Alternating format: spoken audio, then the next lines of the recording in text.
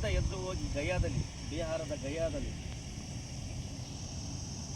ಅಲ್ಲಿ ಜ್ಞಾನೋದಯ ಪಡ್ಕೊಂಡು ಒಬ್ಬ ಮಹಾರಾಜನಾಗಿದ್ದ. ಯಶೋಧ ಅಂತ ಹೆಂಡತಿ, ರಾಹುಲ್ ಅಂತ ಮಗನನ್ನು ಬಿಟ್ಟು ಹೋಗ್ತಾರೆ ಅವರು. ಈ ಯುದ್ಧ ಬೇಡ ನೋಡಿ, ಬುದ್ಧ ಅವತ್ತೇ ಯುದ್ಧ ಬೇಡ ಅಂದಿದ್ದ.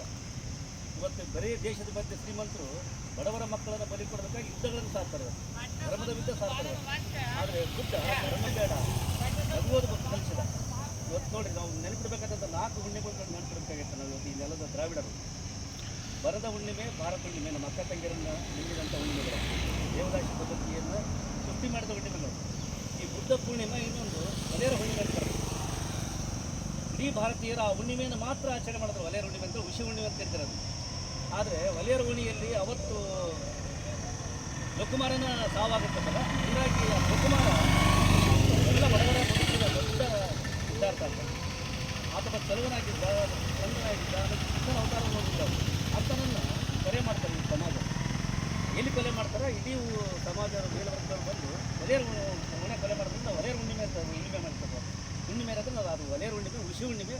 ಹಾಗಾಗಿ ಇವತ್ತು ನಮಗೆ ಬುದ್ಧ ಪೂರ್ಣಿಮೆ ಮತ್ತು ಒಲೆಯರ ಹುಣ್ಣಿಮೆ ಅಂತ ಬರ್ತಿದ್ದಲ್ಲ, ಅವೆರಡನ್ನು ನಾವು ಭಾಳ ಶ್ರೇಷ್ಠವಾಗಿ ಆಚರಣೆ ಮಾಡುವಂಥ ಸಂದರ್ಭ ಈ ದೇಶದಲ್ಲಿ. ಹಾಗಾಗಿ ಬುದ್ಧ ಅನ್ನೋದು ಯಾಕೆ ನಮ್ಗೆ ನೆನಪಾಗ್ತಾನೆ ಅಂದರೆ, ಆ ಥರ ನಗು ಇದೆಯಲ್ಲ, ಅದು ಹುಣ್ಣಿಮೆ ನಗುವಾಗಿತ್ತು. ಆಮೇಲೆ ಬುದ್ಧ ಗುಂಡಗಾಗಿದ್ದ.